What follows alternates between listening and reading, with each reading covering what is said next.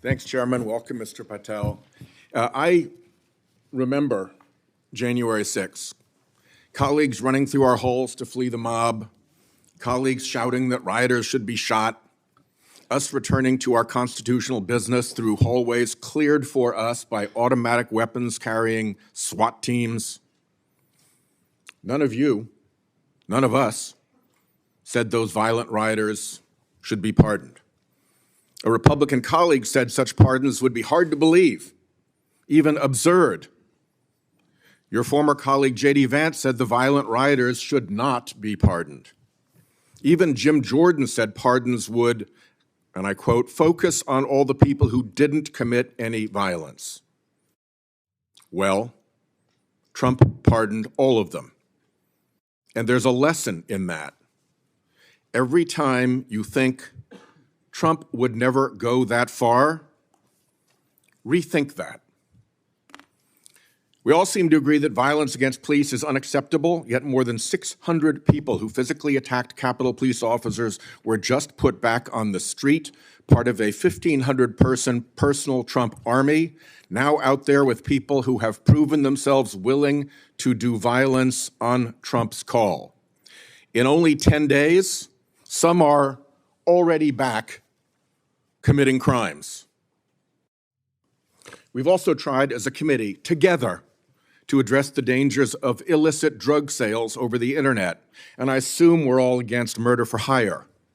But Trump also just pardoned a dark web operator sentenced to life in prison for trafficking illegal drugs online and accused of soliciting murders for hire. Those pardons, as Mr. Patel has said, are a mistake, but they are also a signal that we are entering a strange and dangerous time. That is the context for today's hearing. Warnings that the FBI could become Trump's enforcer, use the powers of law enforcement to stifle speech and dissent, punish political rivals of either party, and hand out free passes, get out of jail free cards to violent supporters are warnings we should heed. Here are some warnings of this nominee's Trump administration colleagues.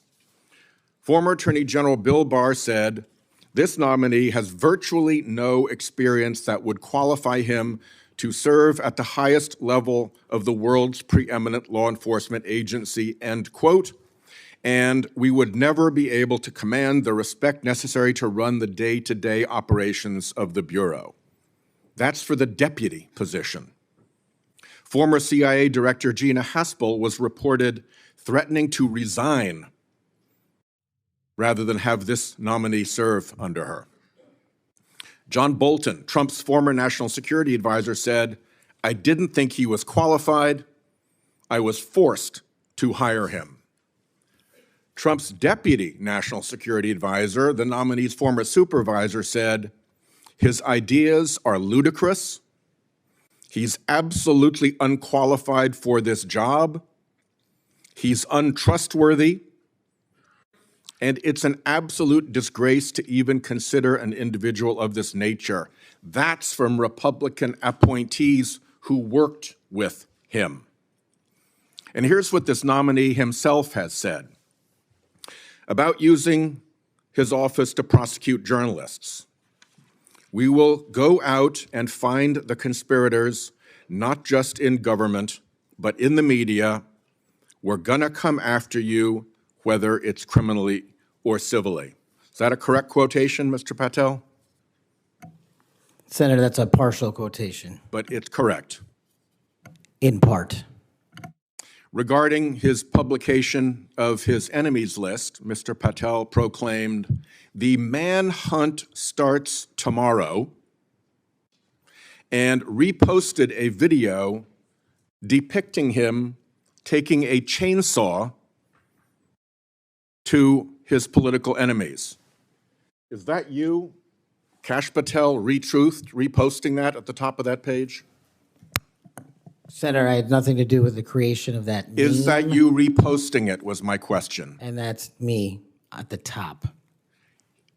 You said FBI agents were responsible for the violence on January 6th, and I quote you here, beyond a reasonable doubt. Is that what you said? That's completely incorrect, and I appreciate the opportunity to address that. I'll give you an opportunity in writing, but this is my time now. Have at it. An Inspector Attorney General investigation found that that was false. And you said we should impeach judges who rule against Donald Trump, who are, in your words, political terrorists. When this nominee tries to explain all this away, keep one thing in mind.